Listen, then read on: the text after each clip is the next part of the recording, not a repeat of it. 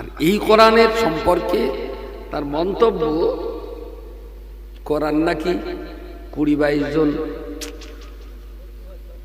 বলতেও খারাপ লাগছে, মানুষ নাকি দিয়েছে, আর আর বাজে ভাষা আছে। তা সে ওরে আমি কি বলি বা বোঝাবো? চ্যালেঞ্জ একজন না অনেকেই গ্রহণ করবে। তা আমারই মনে হচ্ছে যে মেটেলে বাড়ি যাচ্ছি, ক্ষয়কার যখন ঘাটতেছে উত্তর না দেওয়াই ভালো। তার ভিতরে একটা কারণ হলো হাইলাইট হওয়ার জন্য করে।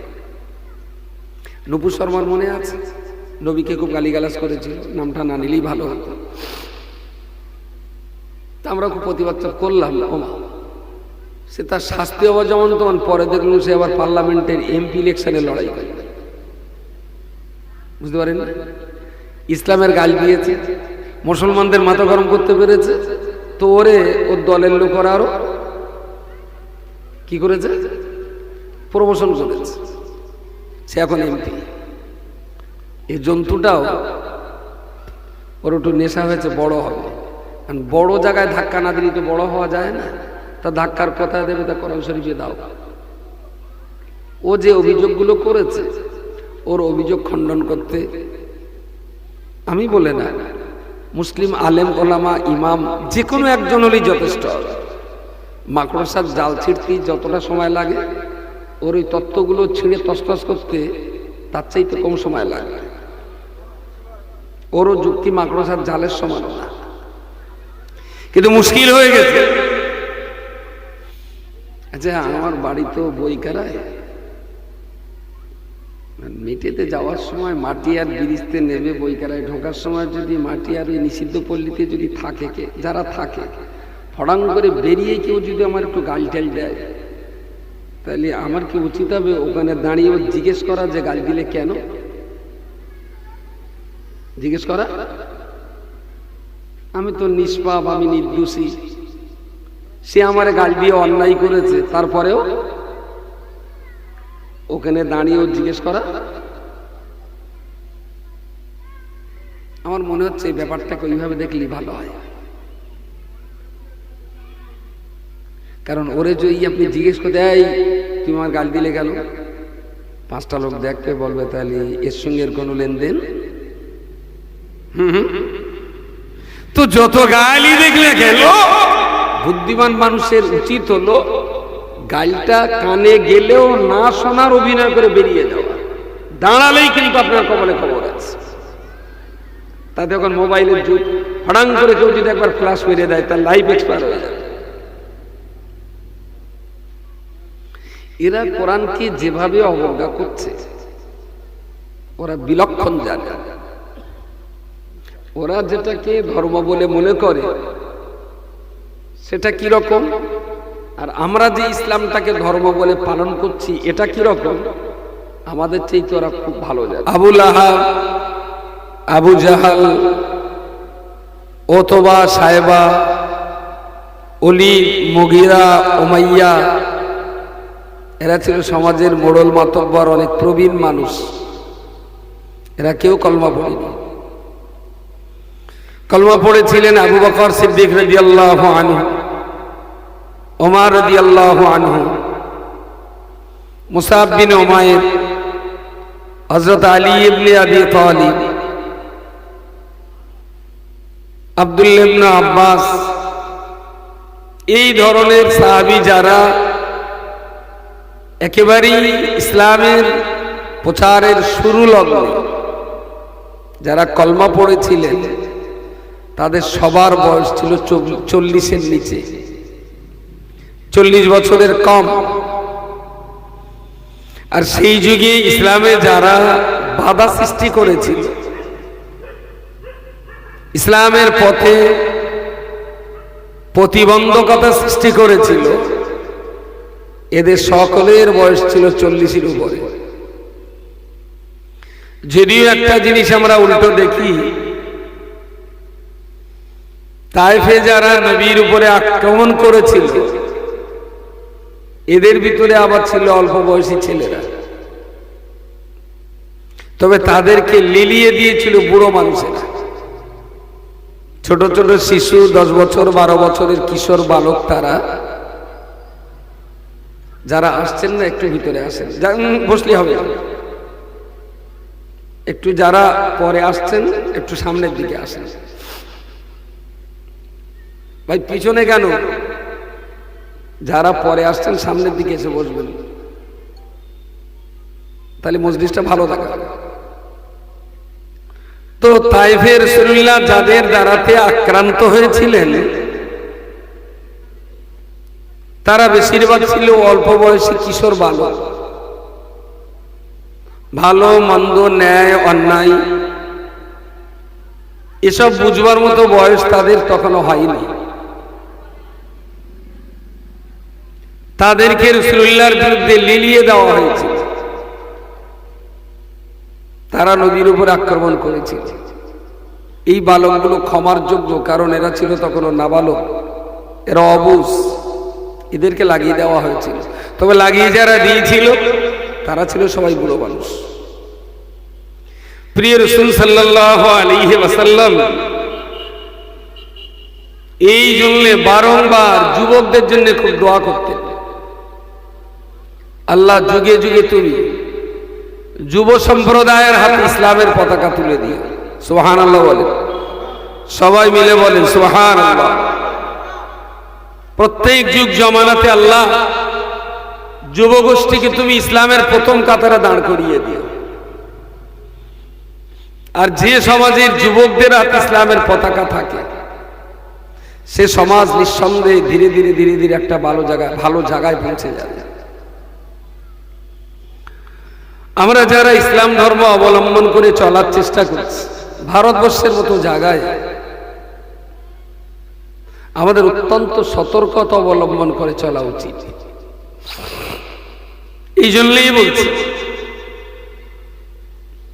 এই ভারতবর্ষে আমরা সংখ্যায় আছি মাত্র 14%। 140 কোটি মানুষের ভিতরে আমরা আছি 16 থেকে 17 কোটি, বাকি সব অন্য সম্প্রদায়ের মানুষ। এই দিনের জন্য, ইসলামের জন্য আমাদের এখানেই বাঁচতে হবে। পৃথিবীর অন্য কোথাও আমাদের যাওয়ার ইচ্ছা নেই, আর যাব না। দেশের যে পরিস্থিতি, বর্তমান যে হালচাল, সবই আমরা কম বেশি অবগত আছি। আর কোরআনের একটা আয়াতে আমরা এটা উপলব্ধি করি, ওয়ালা রাতবিন ওয়ালা ইয়াবিসিন ইল্লা ফি কিতাবিন মুবিন। উর্দু জগতে আর নিম্ন জগতে যত রকমের সমস্যা থাক না কেন, আল্লাহ সব সমস্যার সমাধান কোরআনের ভিতরে বলে দিয়েছেন। বলুন সুবহানাল্লাহ। হয়তো আমরা বুঝতে পারি না, নাহলে আমরা পড়তে পারি না, নাহলে আমরা সমাজকে বোঝাতে পারি না। তাই বলে এমন কোনো ব্যাপার নয় যে ইসলামের নেই, আছে সব। যে জায়গাটায় আছে হয়তো সেই জায়গাটায় আমার যাওয়া হয়নি।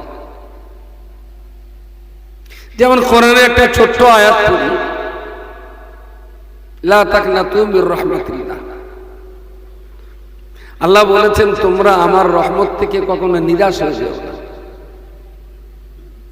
তো কোরআনের এই আয়াতটা আমরা কাজে লাগাতাম পাপী বান্দাদের জন্য, যারা মহাপাপী, যারা গুনাহগার, যারা বেনামাজি, যারা মিথ্যাবাদী, যারা হারামখোর, নেশাখোর, ব্যভিচারী, চোর, ডাকাত, গুন্ডা। আমরা ওদেরকে নিরাশ হওয়া থেকে, ওরা যাতে নিরাশ না হয়ে যায় তার জন্য আমরা তাদেরকে কোরআনের এই আয়াত দিয়ে বোঝাই যে আল্লাহ বলেছেন যে তোমরা আমার রহমত থেকে নিরাশ হয়ে যাও। তুমি পাপী, মহাপাপী, এর পরেও আল্লাহ তোমার গুনাহ ক্ষমা করতে পারে। তুমি ফিরে এসো। পাপ করেছো তার মানে এই নয় যে তোমার গুনার ক্ষমা নেই। যেমন পাপ তেমন সেই পাপের খণ্ডনের ব্যবস্থাও আছে। আল্লাহ কিন্তু নিরাশ হতে বারণ করেছে, তোমরা নিরাশ হও। এতে হয় কি, যারা মহাপাপী বান্দা তারাও একটা টাইমে আবার ইসলামের কেন্দ্রবিন্দুতে ঝুঁকে যায়। ক্ষমা যখন হবে, আল্লাহ যখন বলেছেন রহমতের কোলে তুলে নেবেন, তাহলে ফিরে যায়। আর যদি ইসলামে ক্ষমা করবার কোনো কথা না থাকতো, পাপ করলেই জাহান্নাম, ক্ষমা করবার কোনো ব্যবস্থা যদি ইসলামে না থাকতো, তাহলে মানুষ কিন্তু হতাশগ্রস্ত হয়ে যেত এবং ভেবেই নিত সেই তো পরকাল শেষ, তাহলে দুনিয়ার এই বাকি কটা দিন আর ভালো হওয়ার দরকার নেই, যেভাবে চলছে এইভাবেই চলছে। তাতে হতো কি, পৃথিবীতে আরো বিশৃঙ্খলা বিচ্ছিন্নতাবাদী শক্তি বেড়ে যেত। আমরা কোরআনের এই আয়াতটা কি এ যাবৎকাল শুধুমাত্র পাপীদের ক্ষেত্রে ব্যবহার করতাম, যে ওরা যেন হতাশ না হয়ে যায়। লা তাকনাতু মির রাহমাতিল্লাহ, আমি আল্লাহ আমার দয়া থেকে ওরা যেন নিরাশ না হয়, যে আমি এত বড় পাপী, আমি আল্লাহর দয়া পাবো না, আমি এত বড় চোর গুন্ডা ডাকাত, আমি এত বড় পাপী মহাপাপী যে আমার গুনাহ আল্লাহ তওবা করবেন না। সূক্ষ্ম মসলার দৃষ্টিতে যদি বলতে হয়, তাহলে বলতে হবে এই লোকটা ঈমানদার না, ও এখন আল্লাহকে চিনতে পারেনি।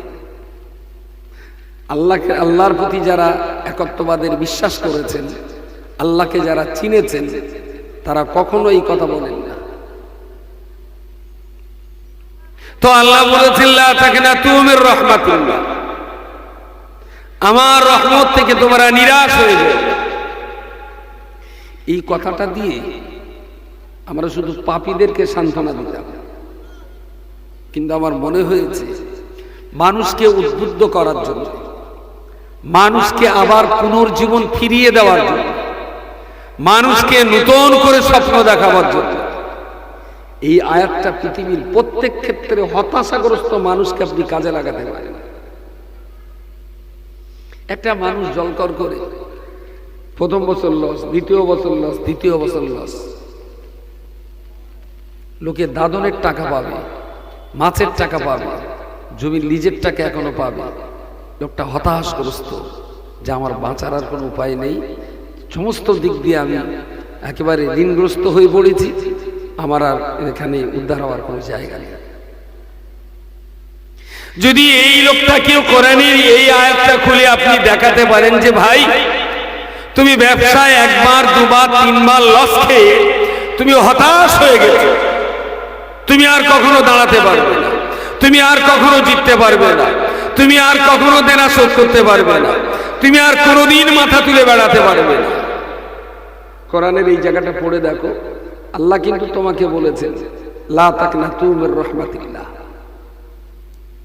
বান্দা যাই ঘটুক না কেন, তুই যত টাকা লস খেয়েছিস তার চেয়ে সংখ্যায় পরিমাণে অনেক বেশি হলো আমার দয়া, সুবহানাল্লাহ বলে। তুই যত টাকা হারিয়েছিস জল করে, তার চেয়ে বহু টাকার মালিক তো আমি আল্লাহ। ইন্নাল্লাহ গানিয়্যুন ওয়া আনতুমুল ফুকারা। কোরআনের ভাষায় আল্লাহ বলেছেন পৃথিবীতে যত মানুষ আছে তোরা সব তো ফকির। ইন্নাল্লাহ গানিয়্যুন, আসলে ধনী তো আমি আল্লাহ একাই।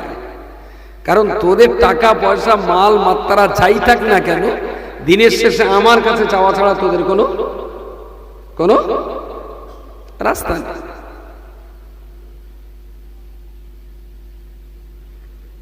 তো আমরা যে আয়াতটা শুধু পাপীদের জন্য কাজে লাগাই, ইচ্ছা করলে এই আয়াতটা দিয়ে পৃথিবীর অনেক হতাশ হয়ে যাওয়া ব্যবসাদারকে আমরা উদ্বুদ্ধ করতে পারি।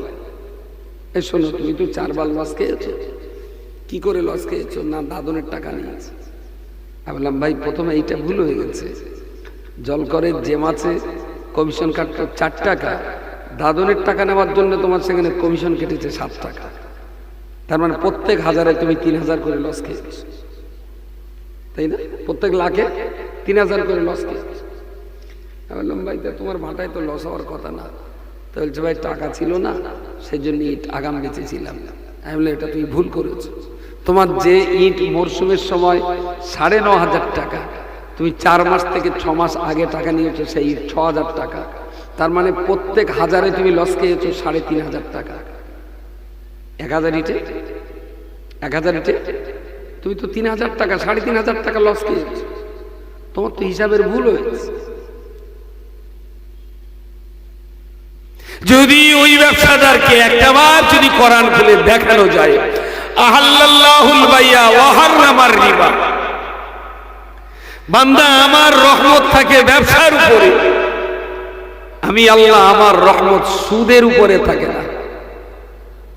আমার রহমত ব্যবসার উপরে, সুদের উপরে নয়। এই জন্যই তো আমি আল্লাহ আহাল্লাল্লাহুল বাইয়া, আমি তোমাদের জন্য ব্যবসাকে হালাল করেছি, ওয়া হারামার রিবা, সুদ তোমাদের জন্য হারাম করেছি, ব্যবসা তোমাদের জন্য হালাল করেছি।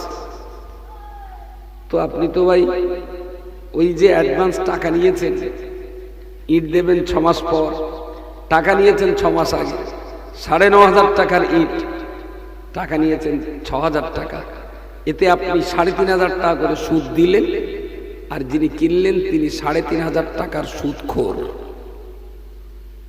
ব্যবসা এটা করো না ভাই, তোমার ব্যবসার জিম্মাদার আল্লাহ না ভাই। ভেবেছিলাম কয়লাটা আগে তুলে রাখতে পারলি একটু কয়লাটা কম দামে পাবো। আমি ঠিক আছে, তুমি 10 টন কয়লা তুলে আগাম কিনে কত টাকা লাভ করেছো, আর 10,000 ইট আগাম বেচে কত টাকা তুমি লস করেছো। অন্তত এটা নল করা দেয় না, জলকর না বুঝলেও ইট ভাটা তো ভালো বুঝবে সবাই। আল্লাহ নবী মুহাম্মদুর রাসূলুল্লাহ সাল্লাল্লাহু আলাইহি ওয়াসাল্লাম তিনি তার জীবনে অধিক সময় কাটিয়েছেন ব্যবসা বাণিজ্যের মধ্য দিয়ে। যখনই পয়সার প্রয়োজন হয়েছে নবী আমার ব্যবসা বাণিজ্য করেছেন। ও বান্দা মনে রাখতে হবে, বিশ্বনবী হাদিস শরীফে বলেছেন, বিশ্বনবী হাদিস শরীফে বলেছেন আল্লাহ পাক বান্দার জন্য রুজি যা নির্ধারণ করেছেন, আল্লাহ বান্দার উপার্জন যা নির্ধারণ করেছেন, বান্দার উপার্জনের রুজির ভিতরে 100 টাকার 99 টাকা, 100 টাকার 99 টাকা আল্লাহ পাক বান্দাকে দিয়েছেন ব্যবসার মধ্য দিয়ে। জোরে বলুন সুবহানাল্লাহ। বান্দা যদি 100 টাকা হালাল পথে রোজগার করে, আল্লাহ বলেছেন তার 99 টাকা দিয়েছি ব্যবসায়, আর 1 টাকা দিয়েছি চাষাবাদ, চাকরি বাকরি, গার্মেন্ট, সোনার কাজ, রাজমিস্ত্রি, সুতোর মিস্ত্রি, সমস্ত যত রাস্তা দিয়ে পয়সা রোজগার করা যায় সব মিলিয়ে 1 টাকা। আর ব্যবসায় তাহলে পৃথিবীর মুসলমানদের সবচেয়ে ভালো ব্যবসায়ী হওয়া উচিত, আলেম ওলামাদের সবচেয়ে ভালো ব্যবসায়ী হওয়া উচিত, হাফেজ, মাওলানা, কারি, মুফতি যারা দিনের ঝান্ডাবাহী তাদের ভালো ভালো ব্যবসায়ী হওয়া উচিত। তাদের ব্যবসার সততা দেখে, তাদের ব্যবসার আদর্শ দেখে, তাদের ব্যবসার নীতি নির্দেশনা দেখে সাধারণ মানুষগুলো সততার সঙ্গে ব্যবসা করা শিখবে। কিন্তু আমাদের সমাজ ব্যবস্থা পুরো উল্টো, পুরো উল্টো। আলেম ব্যবসা করলেই পাবলিক তার পাশে স্টাম্প মেরে দেবে, এই দেখো এতদিন কি মারাতি বলদিন মাদ্রাসায় পড়েছে, এতদিন পড়াশোনা করেছে, সে এখন ব্যবসায় যায়। আলেম ব্যবসা করার না থেকে হাজাম হবে। ব্যবসা তো সবচেয়ে ভালো বুঝবো তো আলেমরা, যেহেতু কোরআনে আল্লাহ ব্যবসার কথা বলেছে। কোরআন তো আলেমরা সাধারণের চাইতে একটু বেশি বলছে। এই আয়াতটা যেদিন পড়েছিলাম সেদিন মনে হলো যে ব্যবসা তো করাই লাগবে।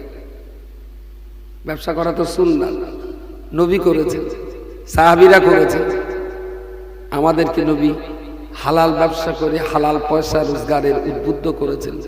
তাহলে এটা তো করা লাগবে। তা একটার পর একটা মাথার উপরে যে কাজের চাপ নিশ্চয়ই সব জানা আছে। এই চাপের কারণে ব্যবসা করার সুযোগ হয়নি। তবে 3-4 লাখ টাকা আমার 3-4টে ব্যবসায় ঢোকানো আছে। আমি দেখ ভাই, আমার দেখার টাইম নেই, তা সে একটা ব্যবসায় 5 দিয়েছে, 1,25,000 দিয়েছিলাম এই 10 বছর, এখনো আমার। আমি তুই ভাই আসলটা নাই দে। আমি তো বলেছিলাম তোর লাভও নেবো, লস নেবো, তুই চালাবি, লস হলি আমি লস নেবো, লাভ হলি লাভ নেবো। তা সে কিছু বলেও না, টাকাও দেয় না। আর দুটো ব্যবসায় আছে, একজনের পুকুরি ব্যবসা করে, তার কাছে কিছু দেওয়া আছে, ও বছরে 10-15 হাজার টাকা দেয়। আবার কোনো বছর বলে হুজুর সে পুকুর ডুবে গেল, তুইও লোক, যাক এইভাবে যাচ্ছে। কিন্তু কখনো যদি এই ঝঞ্ঝাট ঝামেলা থেকে একটু মুক্তি পেতে পারতাম, আমারও ইচ্ছা হতো যে ছুটি একটু ব্যবসাটা কর। হালাল পয়সা রোজগারের জন্য ব্যবসা করার পদ্ধতিটা অত্যন্ত সৎ এবং স্বচ্ছ হওয়া উচিত, খুব সৎ এবং খুব স্বচ্ছ হওয়া উচিত। রসুল যেখানে বলেছেন 100 টাকার 99 টাকা ব্যবসা, সেখানে মুসলমান পয়সা অন্য জায়গায় খুঁজবে কেন? পয়সা ব্যবসার ভিতরে খুঁজবে। সুতরাং কোন ব্যবসায়ী লোক চাষ করে বন্যায় ভেসে গেছে, হতাশ, বললো সারের দোকানে পয়সা দিতে পারবো না, আর চাষ করা যাবে। বর্ষায় পুকুর ভেসে গেছে, বললো আর ব্যবসা করার মতো ভাই সময় আর পারবো না, প্রায় 1.5 লাখ টাকার মাছ ভেসে চলে গেছে, কি করে ব্যবসা চালাবো? আমি বলছি লা তাকনাতু মির রাহমাতিল্লাহ। কোরআনের এই আয়াতটা যদি এই সমস্ত হতাশাগ্রস্ত ব্যবসায়ী যারা হাল ছেড়ে দিয়েছে, যারা আর ব্যবসা করতে পারবে না, ওদেরকে যদি কোরআনের এই আয়াতটা বুঝিয়ে যদি উদ্বুদ্ধ করা হয়, আমি বলছি ওরা অন্ধকারের ভিতরে আবার জোনাকির মতো একটা আলো পাবে। যে না, আল্লাহ যখন বলেছেন হতাশ হতে নেই, আমিও নিরাশ হব না, আমিও হতাশ হব না, ঠিক আছে, যেখানে পয়সা হারিয়েছে আরেকবার সেখানেই খুঁজে দেখি, আল্লাহ দেবে। আমি বলছি কি, কোরআন মানুষকে সততার দিকে উদ্বুদ্ধ করে, কোরআন মানুষকে অন্ধকার থেকে আলোর দিকে উদ্বুদ্ধ করে, কোরআন মানুষকে পাপ তাপ থেকে টেনে এনে নিষ্কলুষ জীবন যাপনে উদ্বুদ্ধ করে। কোরআন মানুষকে পাশবিক চরিত্র থেকে বাঁচিয়ে মানবিক চরিত্রে জীবন গড়ার জন্য উৎসাহিত করে। সুবহানাল্লাহ বলেন।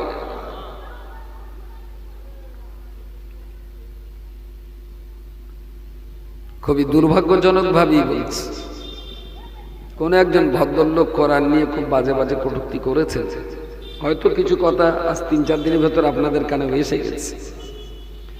তো সোশ্যাল মিডিয়া তো আর আমার হাতে নেই, আমি মনে করছিলাম এইটা যদি একদম চেপে যায় খুব ভালো হয়, কারণ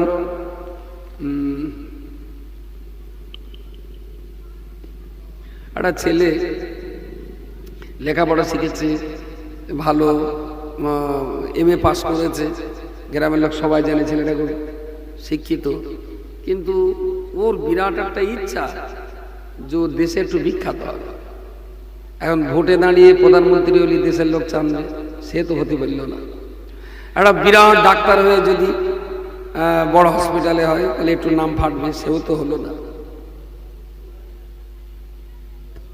ওরে যদি যুক্তি দেওয়ার সময় ওই এক কাজ করবে, আমাদের সামনে ইলেকশন, কখনো কখনো নরেন্দ্র মোদীও ভোট প্রচারে আসবে, আর কখনো মমতা ব্যানার্জিও আসবে, অভিষেক ব্যানার্জি আসবে। তুই যেভাবেও চুপি সারে এক সাইডে থাকবি, আর সুযোগ মতো ছুটে গিয়ে সে মমতা হোক আর অভিষেক হোক আর মোদী হোক, ছুটে গিয়ে ফ্রাস করে একটা গালে চড় মারবে। একে দিনে ভারতবর্ষের 100 কোটি লোক তো চলে যাবে। পদ্ধতিটা কি খুব খারাপ? যদি হাইলাইট হওয়ার ইচ্ছা থাকে, বুঝতে পারেন, এই সমস্ত পথ অবলম্বন করে অল্প টাইমে যা হাইলাইট হওয়া যাবে, ভালো কাজ করে কখনো তা ভালো কাজ করলে বড় জোর 2 জন বলবে, 10 জন বলবে, গ্রামের লোক বলবে, কিন্তু সারা ভারত জুড়ে একটা চট যদি কারুর গালে মারতে পারে, পরের দিন যত দৈনিক পেপার, সব পেপারে ওর নাম, ছবি সহ নাম যাবে। এখন দুটো কারণে কিছু বদমাশ প্রকৃতির লোক ইসলামকে আক্রমণ করে, দুটো কারণ। তার ভিতরে একটা কারণ হলো হাইলাইট হওয়ার জন্য করে। নূপুর শর্মার মনে আছে, নবীকে খুব গালিগালাজ করেছিল, নামটা না নিলেই ভালো হতো। তা আমরা খুব প্রতিবাদ করলাম, সে তার শাস্তি হওয়া যেমন তখন পরে দেখলাম সে আবার পার্লামেন্টের এমপি ইলেকশনে লড়াই করে। বুঝতে পারেন? ইসলামের গাল দিয়েছে, মুসলমানদের মাথা গরম করতে পেরেছে, তো ওর দলের লোকেরা আরো কি করেছে, প্রমোশন করেছে, সে এখন এমপি। এই জন্তুটাও ওর একটু নেশা হয়েছে, বড় হবে। কারণ বড় জায়গায় ধাক্কা না দিলে তো বড় হওয়া যায় না। তা ধাক্কার কথা দেবে, তা কোরআন শরীফে দাও। ও যে অভিযোগগুলো করেছে, ওর অভিযোগ খণ্ডন করতে আমি বলে না, মুসলিম আলেম ওলামা ইমাম যে কোনো একজন হলেই যথেষ্ট। মাকড়সার জাল ছিঁড়তে যতটা সময় লাগে, ওর ওই তত্ত্বগুলো ছিঁড়ে তসতস করতে তার চাইতে কম সময় লাগে।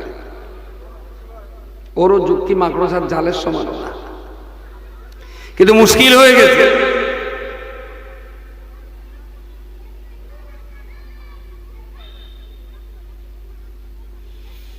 আচ্ছা, আমার বাড়ি তো বইকারায়,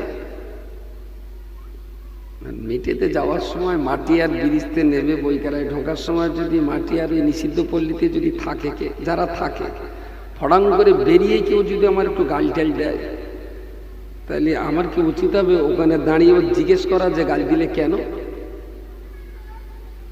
জিজ্ঞেস করা, আমি তো নিষ্পাপ, আমি নির্দোষী, সে আমার গাল দিয়ে অন্যায় করেছে, তারপরেও ওখানে দাঁড়িয়ে জিজ্ঞেস করা। আমার মনে হচ্ছে এই ব্যাপারটাকে ওইভাবে দেখলেই ভালো হয়। কারণ ওরে যদি আপনি জিজ্ঞেস করতে, এই তুমি আমার গাল দিলে গেল, পাঁচটা লোক দেখতে বলবে তাহলে এর সঙ্গে এর কোনো লেনদেন। তো যত গালি দেখলে গেল, বুদ্ধিমান মানুষের উচিত হলো গালটা কানে গেলেও না শোনার অভিনয় করে বেরিয়ে যাওয়া। দাঁড়ালেই কিন্তু আপনার কপালে খবর আছে। তাতে এখন মোবাইলের যুগ, হঠাৎ করে কেউ যদি একবার ফ্ল্যাশ মেরে দেয়, তার লাইফ এক্সপায়ার হয়ে যাবে। এরা কোরআনকে যেভাবে অবজ্ঞা করছে, ওরা বিলক্ষণ জানে। ওরা যেটাকে ধর্ম বলে মনে করে সেটা কিরকম, আর আমরা যে ইসলামটাকে ধর্ম বলে পালন করছি এটা কিরকম, আমাদের চাইতে ওরা খুব ভালো জানে। ওই ভদ্রলোক যখন কীর্তন করতেন, ওনার বহু কীর্তনে উনি বলে রেখেছেন ইসলাম ভালো ধর্ম, ইসলামে জাতিভেদ নেই, ইসলামে উঁচু নিচু নেই, ইসলামে নিচু জাত উঁচু জাত কোনো প্রভেদ নেই, ইসলাম পৃথিবীর সব মানুষকে এক চোখে দেখে। ওই ভদ্রলোকের কীর্তনের আগে বলা আছে। তাহলে এমনি মতুয়াদের ভেতরে তো মারপিট চুন ছেঁড়াছেড়ি হচ্ছে না, এবারে ওর পালা, যেহেতু মতুয়াদের সবচেয়ে ধোঁকা দিয়েছে ওই শয়তান, তাই না, যে নাগরিকত্ব তোমাদের হয়ে যাবে, এবারে ওর দুয়ারে কেলানির পালা। ও ঠিক এই সময় এইটা বলে ও চাচ্ছে হিন্দুরা মারার আগে আমার একটু মুসলমানরা আগে মারে। খেলাটা 180 ডিগ্রি ঘুরিয়ে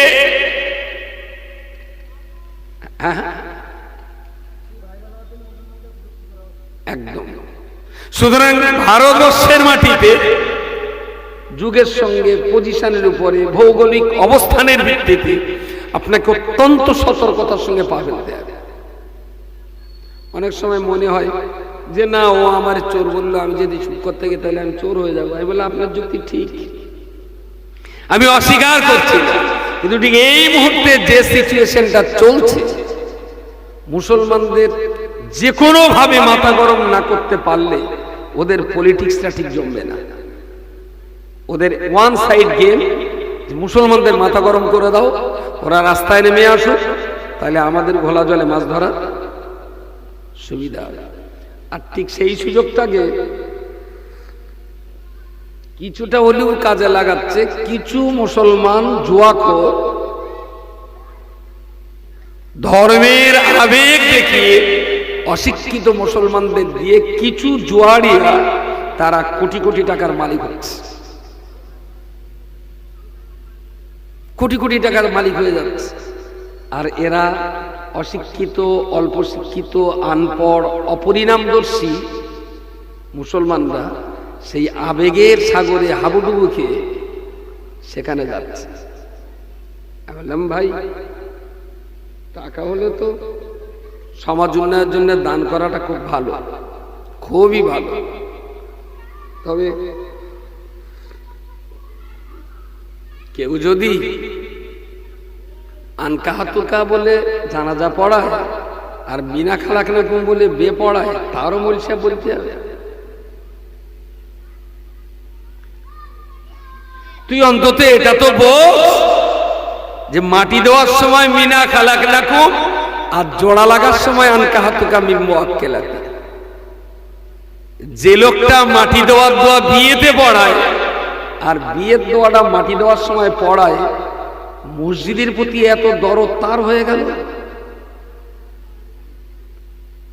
সে কি মসজিদ লাইনের লোক? সে কি ইসলাম ডেভেলপমেন্টের কোনো তার ইতিহাস আছে?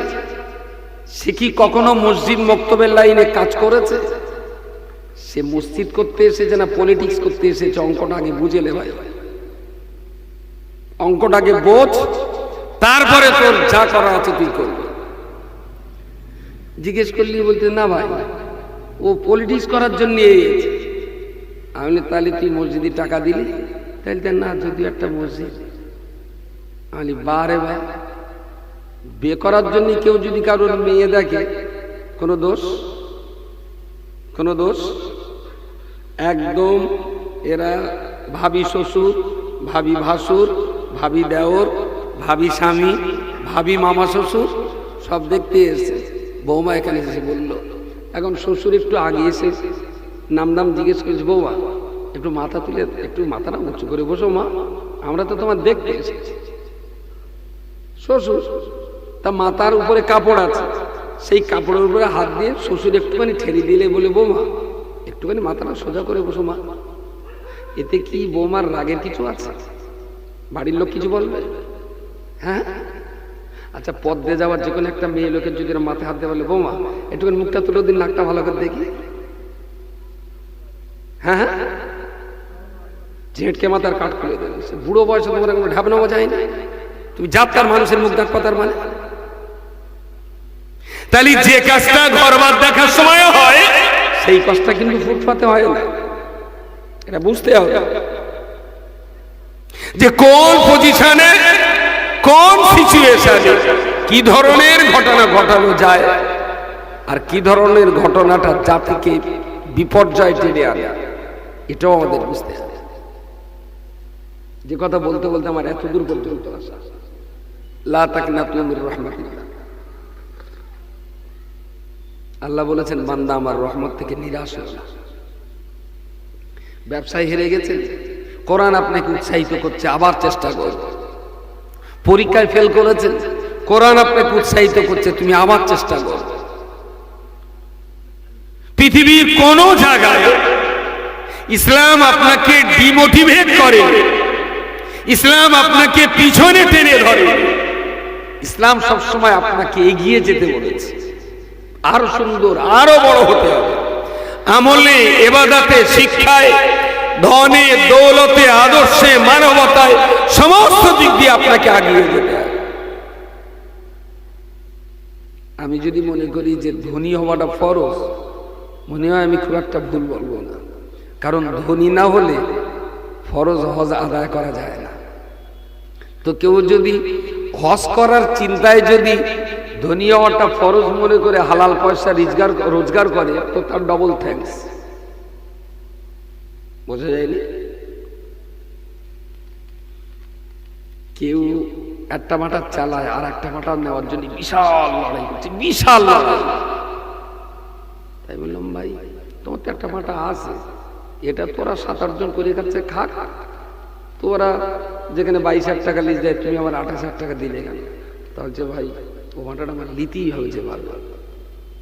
আমি তোমার তো রুটি রুটি দুটো আছে, ওরাও কটা সংসার চলছে, চলুক না। তাহলে না, সে আপনার সঙ্গে বলা, বলো না কি?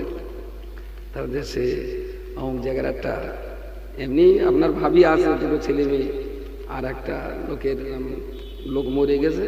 সে মহিলা আমার বলেছে, এই ভাটাটা নিতে পারলি ও আমার বিয়ে করে, বুঝতে পারেন? আচ্ছা, এই আর একটা মেয়ে লোক পটানোর জন্য তারও টাকা আছে ভালো, আর একটা পটানোর জন্য এই যে লড়াই করে আর একটা ভাটার মালিক হতে হবে, এখানে কি বড় লোক হওয়াটা ফরজ বলে মনে হয়?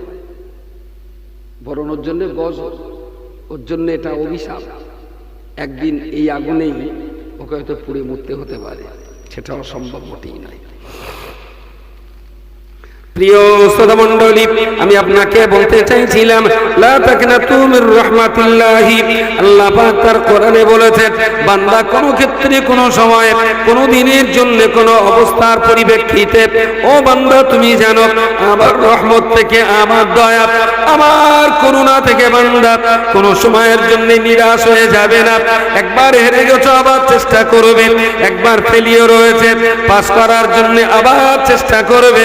বান্দা তোমার জীবন জিন্দেগিতে কেউ যদি তোমার পাশে না থাকে, গোটা দুনিয়া যদি তোমায় অন্ধকারে ছেড়ে দেয়, আমি আল্লাহ তোমার জন্য বলছি, আল্লাহু আলিয়্যুল্লাযীনা আমানু ইখরিজুহুম মিনাজ যুলুমাতি ইলান নূর। বান্দা তুমি যদি আমাকে মালিক বলে বিশ্বাস করো, আমি আল্লাহ তোমার অভিভাবক হয়ে গেলাম। পৃথিবী তোমার বাবা মা, আত্মীয় স্বজন, বউ বাচ্চা, ছেলে মেয়ে গরিব হওয়ার কারণে সবাই যদি তোমাকে রেখে ছেড়ে পালিয়ে যায়, আমি আল্লাহ তোমার পাশে দাঁড়িয়ে বলছি, গোটা জগৎ তোমাকে যদি অসহায় করে দেয়, আমি আল্লাহ একাই তোমার সহায় হয়ে গেলাম। আল্লাহু আলিয়্যুল্লাযীনা ইখরিজুহুম মিনাজ যুলুমাতি ইলান নূর। আরে বান্দা, আমি তো আছি তোর পাশে। তুই যেহেতু ঈমানদার আর আমার উপরে আস্থা রেখেছো, তো আমি আছি তোমার পাশে। ঈমানদারদের অন্ধকার থেকে আলোয় আনার জন্য আমি আল্লাহ তার জিম্মাদার। আরো একবার বলুন সুবহানাল্লাহ। পৃথিবীতে সব হতাশার ওষুধ রয়েছে কোরআনের এই আয়াতটা। লা তাকনাতু মির রাহমাতিল্লাহ। আল্লাহর রহমত থেকে কখনো বান্দাকে হতাশ হতে নেই, কখনোই হতাশ হতে নেই।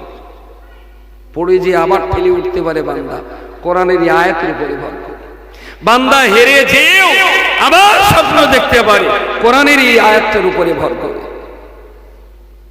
ক্যান্সার রোগে 92% জার্মেশন গোটা বডিতে ছড়িয়ে যাওয়ার পরেও বান্দা আবার ঠেলে উঠতে পারে কোরআনের এই আয়াতের উপরে ভরসা করে। লা তাকনাতু মির রাহমাতিল্লাহ। আসলে অভাব আমাদের বুঝবার, অভাব হলো আমাদের জানবার, অভাব হলো কোরআনটাকে আমাদের বাস্তব জীবনে ইমপ্লিমেন্ট করবার। আমাদের সমাজে তো সেই পদ্ধতি তো নেই, যদিও আমরা চেষ্টায় আছি। একদম 3 বছরের শিশু থেকে, আল্লাহ পেছন দিকে একটু যাও না, এদের একটু বারণ করো, একজন একজন।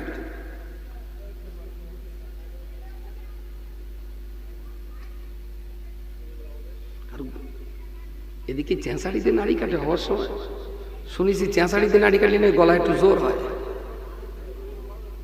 জোরে বলবো তো কানতে দিকনি, কান তো অন্য দিক।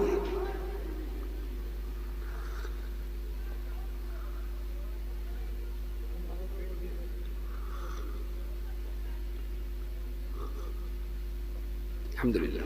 তো যে কথাটা বলছিলাম, যে আমরা যারা ইসলাম ধর্ম অবলম্বী মানুষ, আল্লাহ আমাদেরকে বললে ভুল হবে, টোটাল মানব সমাজটাকে সুপথগামী করার জন্য, সুন্দর রাখার জন্য, শান্তিতে রাখার জন্য আল্লাহ আমাদেরকে কোরআন দিয়েছেন। আর এই কোরআনের সম্পর্কে তার মন্তব্য, কোরআন নাকি 20-22 জন, বলতেও খারাপ লাগছে, মানুষ নাকি দিয়েছে। আর বাজে ভাষা আছে, তা সে ওরে আমি কি বলি বা বোঝাবো? চ্যালেঞ্জ একজন না অনেকেই গ্রহণ করবে। তা আমারই মনে হচ্ছে যে মেটেরে বাড়ি যাচ্ছি, ক্ষয়কার যখন ঘাটতেছে, উত্তর না দেওয়াই ভালো।